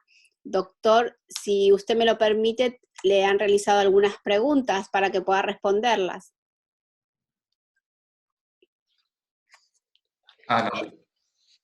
Una de ellas es, ¿el sistema de salud costarricense cómo contemplará el sobrecargo de trabajo en los profesionales en las próximas semanas?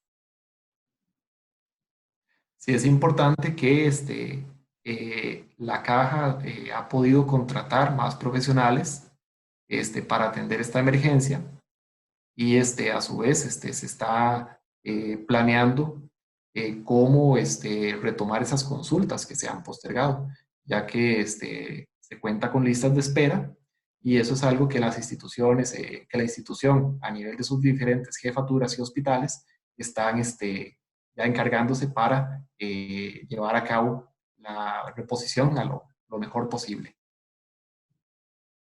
Tenemos otra pregunta de y dice, Stephanie, se dice que el número de profesionales en ciertas áreas de salud influye en la tasa de mortalidad. Costa Rica, ¿con cuántos emergenciólogos y neumonólogos y especialidades afines dispone? Sí, bueno, con respecto a el número exacto, no cuento con ese dato.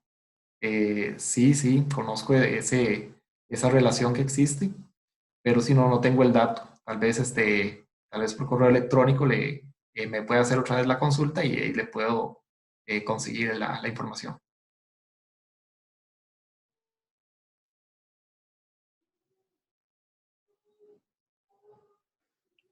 Y por último, doctor, nos preguntan qué tipo de capacitación han recibido o van a recibir los médicos profesionales de Costa Rica sobre el coronavirus.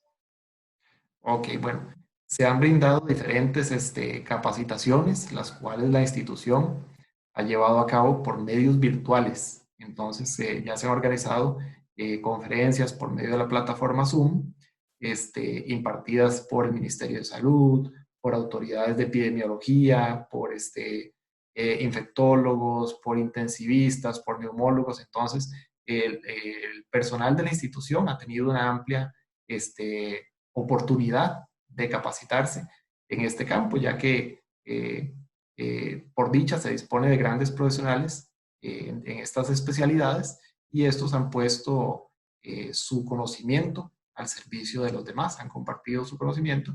Entonces hay una capacitación continua que se ha dado desde las primeras semanas de inicio de la epidemia, incluso antes de que llegara al país, ya se estaban dando las capacitaciones.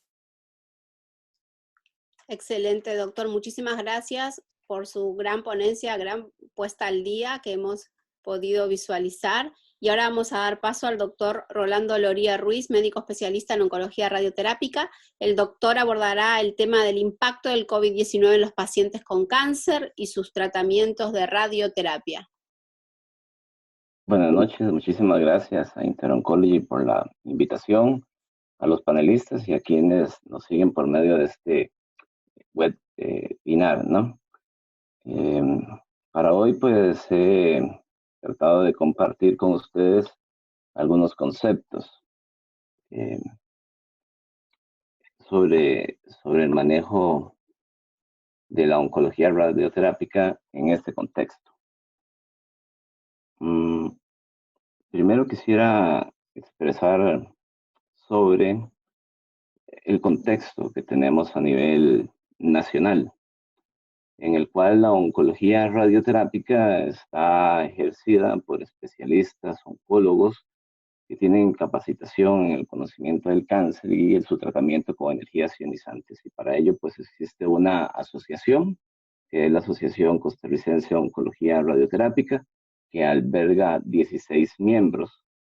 Y ellos están distribuidos a nivel nacional en varias instituciones. Una pública, que es la Caja Costarricense del Seguro Social, y 3 instituciones más privadas que tienen equipos de tratamiento para radioterapia. Y aquí el punto importante es la contingencia con la que se cuenta a nivel nacional a nivel de oncología radioterápica para poder dar abasto a las demandas que ahora nos exigen.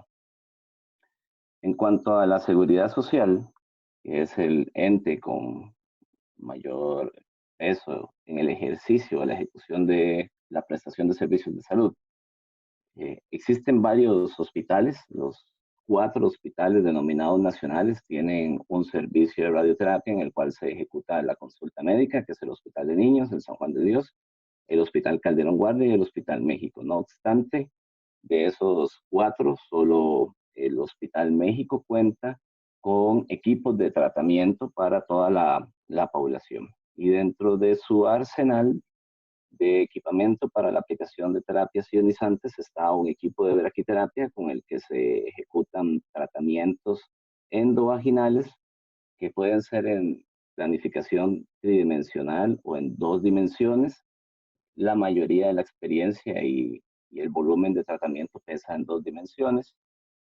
Tenemos un equipo de terapia superficial donde se hacen tratamientos para cáncer de piel y además contamos con aceleradores lineales. Este es uno de 4 equipos de acelerador lineal con el que cuenta la institución. Cuenta con la característica particular de tener estos brazos laterales que permiten la captura de imágenes médicas durante o antes del tratamiento para verificar posicionamientos y determinar la precisión con la que se va a ejecutar el tratamiento. Y permite la movilidad de forma circular de esta máquina para aplicar tratamientos con mayor rapidez. Y esto ha optimizado la ejecución de terapias que a nivel nacional denominamos especiales o técnicas especiales, pero solo contamos con 2 máquinas para todo el país. Luego tenemos otros 2 equipos, que son estos. Como pueden ver, estos carecen de esos brazos robóticos laterales. Por ende, pues la precisión o la cantidad de tratamientos de alta precisión o aumento de las dosis diarias de radioterapia no puede ser aplicada en estos tipos de máquinas. Entonces, tenemos 2 máquinas más, con esta ya serían 4. Y esta es la última adquisición, que es un equipo relativamente sencillo. También carece, como pueden ver, de estos brazos laterales para la aplicación de tratamientos de alta precisión. Y es un equipo que solo tiene una sola energía. Es un equipo pequeño porque tuvo que ser ubicado en un espacio denominado búnker, que es el que contiene estas máquinas, y existían antes equipos de cobalto aquí. Por ende, el blindaje de estas salas en las cuales se ejecutan los tratamientos era limitado para poder instalar un equipo de mayor capacidad en este sitio. A nivel del sector privado, pues el Centro Médico de Radioterapia Siglo XXI es el que cuenta con un equipo que nos permite aplicar tratamientos estereotáxicos, intracraneales, extracraneales y tratamientos de mayor precisión. Tiene la ventaja de que podemos hacer tratamientos de 4ª dimensión, o sea, podemos hacer tratamientos con inspiración forzada o con inspiración sostenida para casos de cáncer de mama y terapias especiales a nivel pulmonar y de mediastino. También instalado en el Hospital Clínica Bíblica, que es un centro privado, se pueden aplicar tratamientos denominados de radioterapia intraoperatoria. Es aplicado para cierto grupo de pacientes con ciertas características en una sola dosis. El paciente o la mujer con cáncer de mama en estadios tempranos se puede someter a cirugía y en el mismo acto quirúrgico, ahí en sala de operaciones, se aplica el tratamiento de radioterapia. Y por último, pues tenemos de reciente adquisición a nivel nacional, igual también a nivel privado, un equipo de radioterapia robótica que ejecuta tratamientos de alta precisión para radiocirugía o radioterapia estereotáxica intra o extracraneal. Y de esto es importante, o lo que quería ponerles en contexto es para que vieran la capacidad a nivel país que tenemos.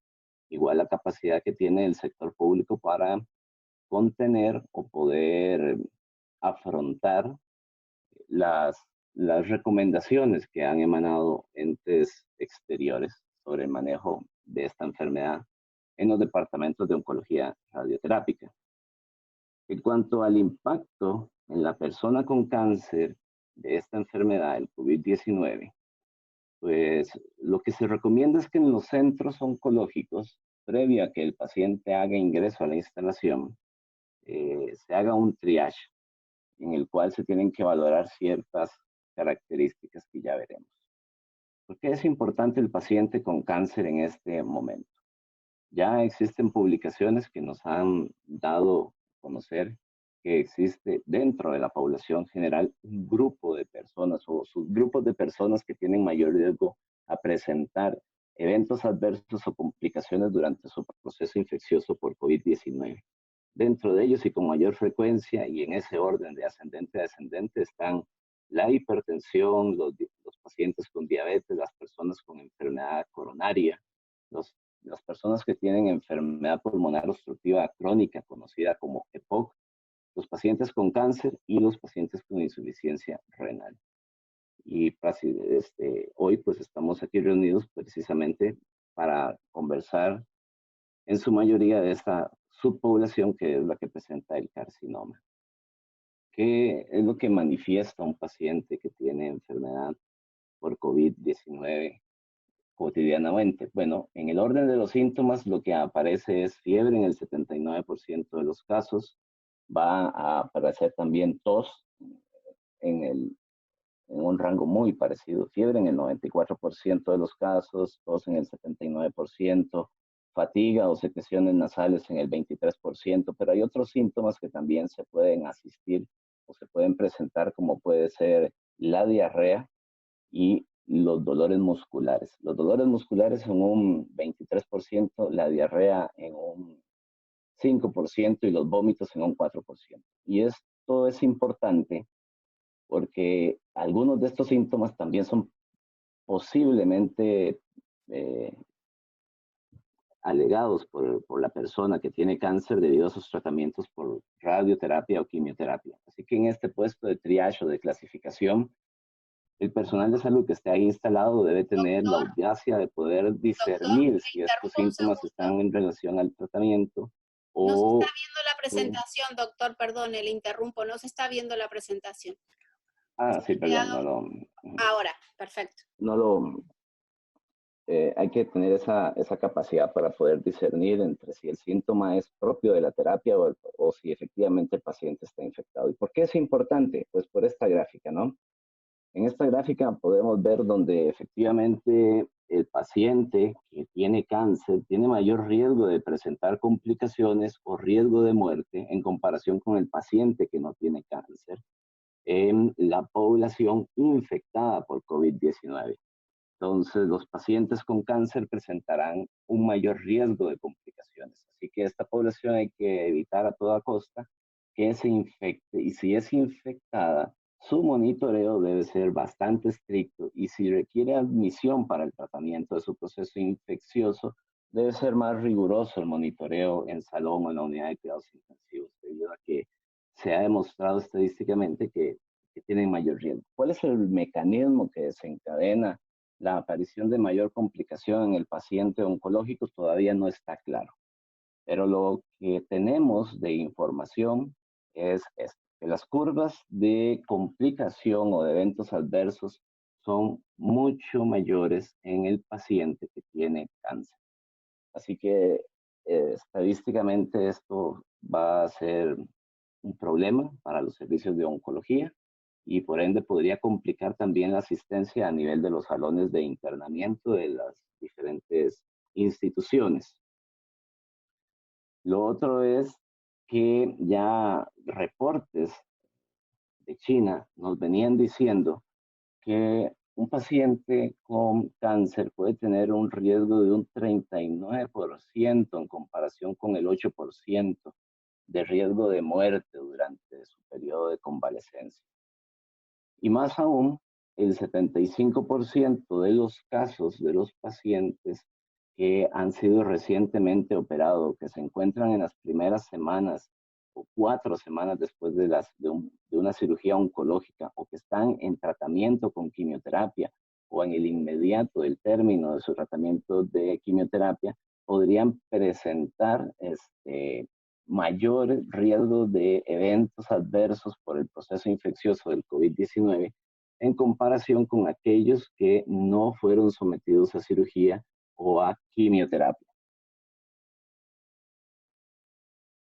Y con base en esto, entonces, se han ejecutado muchas recomendaciones a nivel internacional que han sido analizadas en la Asociación Costarricense de Oncología Radioterápica y las diversas asociaciones que se dedican al tratamiento del cáncer, y se ha hecho un compendio a nivel de la Seguridad Social, que les muestro acá, donde se redactan las principales directrices en las fases más importantes o más complicadas de las infecciones por COVID, que serían las fases 3 y 4 y 4 y 5, y el protocolo de tratamiento o de conducta en un departamento, en un servicio de radioterapia, donde existe una distribución de unidades de tratamiento de acelerador lineal, donde aquí se solicita la suspensión de los tratamientos en aquel equipo que les había mostrado de terapia superficial. Se debe reservar una de esas 4 máquinas o esas 5 máquinas para tratamientos de casos sospechosos, para que el resto de pacientes oncológicos no infectados se traten en las 4 máquinas restantes. Hay que dar un manejo con medidas de protección para el personal y evitar la contaminación de los equipos. En cuanto a la desinfección de los equipos, el número de pacientes por hora debe disminuirse para que dé tiempo o la oportunidad de la desinfección de los equipos, y esto es importante, y por esto es que quería mostrarles el contexto nacional, porque si solo existen 5 máquinas y se pretende el aseo o la constante desinfección, eso podría impactar en el número de casos que se estarían tratando por hora. El servicio de oncología radioterápica del Hospital México es un servicio que, por su capacidad instalada, no puede dar abasto con la población oncológica nacional, y eso obligó desde hace 2 años a la apertura de la atención 24 horas, 6 días a la semana de forma consecutiva. Así que es un servicio que opera entre el 90 al 100% de sus capacidades de lunes a sábado, 24 horas. Así que esto obliga a ciertas estrategias de tratamientos. En cuanto a las salas de espera, se solicita entonces que deben cumplir con la ocupación del 50% de la capacidad del aforo, y que el paciente debe ingresar solo. Casos especiales se va a permitir el acompañamiento. En cuanto a la consulta externa, se va a dar prioridad solo a los casos nuevos, se aplicarán citas subsecuentes, y se procura que en el riesgo-beneficio de los desplazamientos iniciales de los pacientes se haga un manejo del aplazamiento de esto lo más que se pueda. Se solicita entonces suspensión de la asistencia presencial en las sesiones clínicas, y todas las sesiones pues se realizarán de forma virtual, y eso es algo que sí se está ejecutando desde hace un par de semanas. Dentro de las otras características está la cantidad instalada, donde efectivamente de estos 5 equipos que están operando 24 horas, 6 días, va a mantenerse si estamos en una etapa 3 y 4, y se mantendrá esa jornada aunque estemos en etapas 5 y 6. Y la cantidad de pacientes que se tratan por hora en el equipo de braquiterapia debe ser disminuido a 2. Hay también conductas en cuanto a la gestión de casos y manejos de seguridad, a la bioseguridad del personal, a la bioseguridad adicional para los colaboradores, a la cantidad de TAC de simulación o tomografías que se realizan en el servicio de radioterapia, al manejo de inicios de casos, a la planificación de casos, al personal en cuanto a la aplicación de los tratamientos, a los controles de calidad y a la priorización de la clínica del paciente. Entonces, es un muy buen documento que ha resumido muchísimas recomendaciones de muchísimos centros. Y básicamente nuestros protocolos van enfocados hacia el endurecimiento o la aplicación estricta en las patologías de mama, próstata, recto, sistema nervioso central y paliativos. Desde el 2014 nosotros hemos utilizado esquemas de hipofraccionamiento en mama, estos son los más importantes, y lo que se pretende es un acortamiento, una disminución en los tiempos de tratamiento. Igual que para lo del cáncer de próstata, cuando antes se hacían tratamientos de 40 a 38 sesiones, ahora estamos haciendo tratamientos desde hace 2 años de 20 sesiones, 28, 26 sesiones. Lo que implica o la limitación que tenemos en este tipo de tratamiento de cáncer de próstata es que nos obliga a tratamientos con planificaciones denominadas de intensidad modular, del cual la Seguridad Social de sus 5 equipos solo cuenta con 2. Así que el recurso es limitado y no es aplicable a toda la población con cáncer de próstata.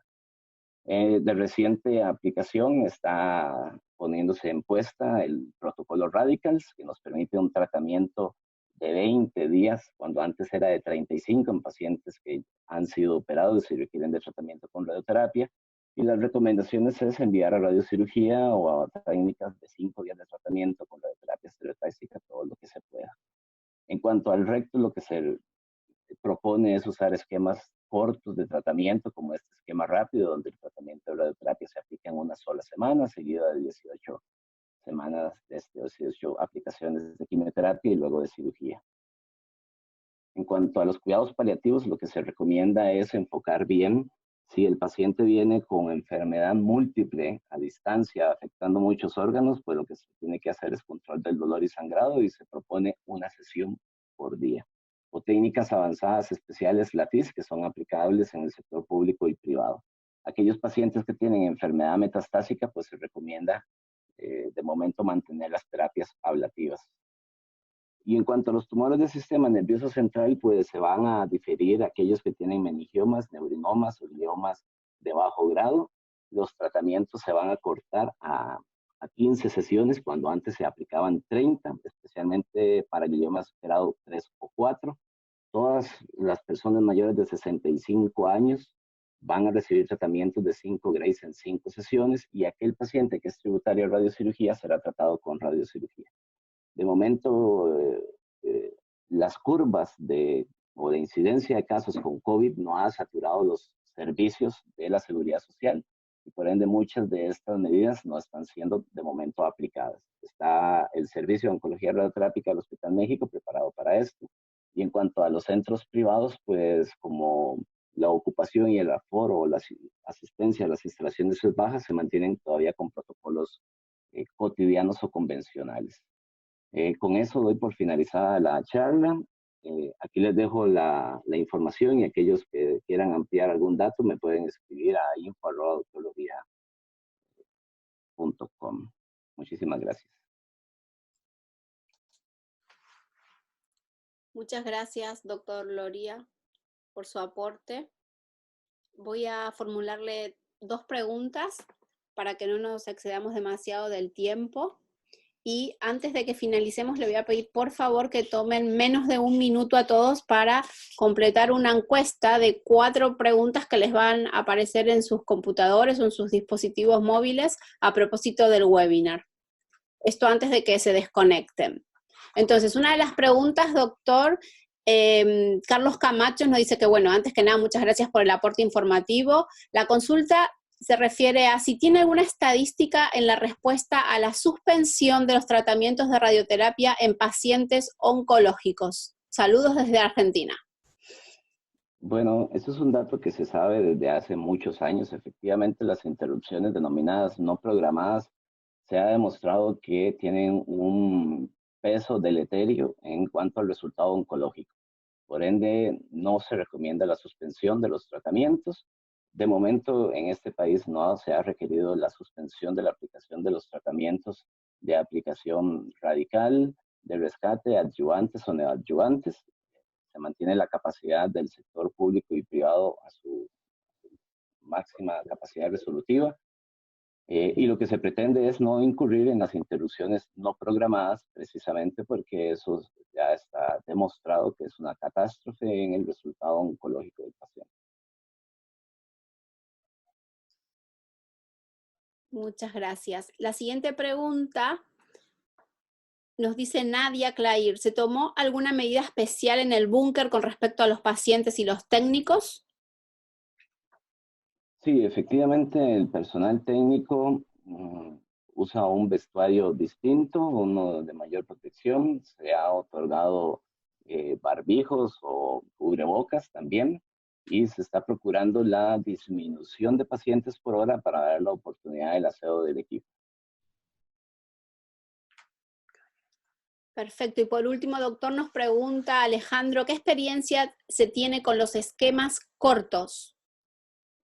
Bueno, debido a que a nivel nacional la instalación de equipos ha sido muy pobre desde hace décadas, y el aumento de los casos a nivel nacional ha aumentado, nosotros tenemos experiencia con esquemas cortos desde hace 8 o 10 años. Empezamos con esquemas como el STAR-B, el protocolo danés, y ahora estamos con el protocolo de Beijing para casos de mama, para casos de recto. Empezamos igual como la mayoría de instituciones con el polaco, ahora estamos con el rápido. A nivel de próstata, igual desde hace 2 o 3 años empezamos con esquemas hipofraccionados, y esto nos obligó a las circunstancias nacionales. De hecho, conozco pocas instituciones a nivel mundial que tienen sus equipos operando 24 horas al día, 6 días a la semana.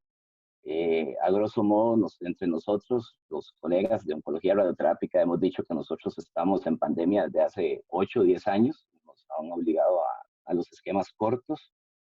Y en cuanto a tratamientos paliativos, igual, con lo que tenemos, hemos tratado de incorporar nuevas técnicas que beneficien al paciente, como lo es las técnicas de la TIS. Entonces, que ahora las recomendaciones internacionales nos vengan a decir que acortemos tratamientos, a nosotros no nos da ningún impacto, no nos genera de momento ningún temor. Hemos optimizado el uso de los equipos a nivel público y privado a su máxima capacidad, porque las circunstancias así nos lo han exigido desde hace 6 años. Excelente, doctor. Bueno, para finalizar, solamente voy a pedirles a cada uno de los panelistas que nos digan sí o no. Ha habido una pregunta en la sociedad bastante controversial a propósito del uso de la mascarilla o del barbijo. Entonces, la pregunta puntual es, ¿barbijo o mascarilla? ¿Sí o no, doctor Loría? Nosotros usamos mascarillas, sí. Doctor Daniel Ulate Gómez, ¿su opinión, sí o no? Sí, usamos mascarillas. Doctor Cristian Blanco Chan. Definitivamente un sí. Doctora Elizabeth Campos Zárate. Considero que sí, sin embargo, hay que tener cuidado cuál mascarilla vamos a usar, ¿verdad? Porque sí se ha promovido la utilización de la mascarilla, pero algunas inclusive caseras, que en realidad más bien va a acumular más patógenos y va a ser una falsa sensación de protección, y eso sí no estaría de acuerdo. Finalmente, doctor Alejandro Vargas Bermúdez, ¿mascarilla sí o no?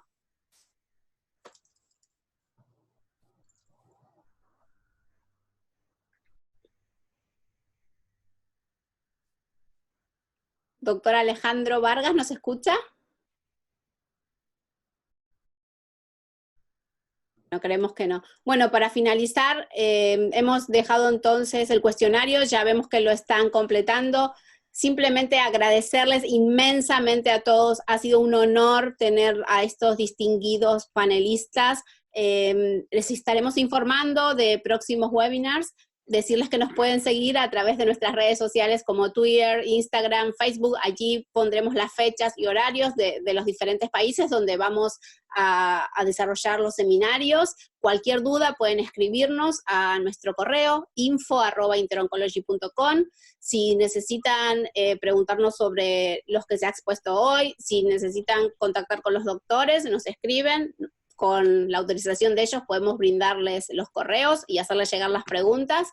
De nuevo, muchas gracias a los panelistas en nombre de Interoncology, en mi propio nombre. Adiós, buenas noches y estamos en contacto.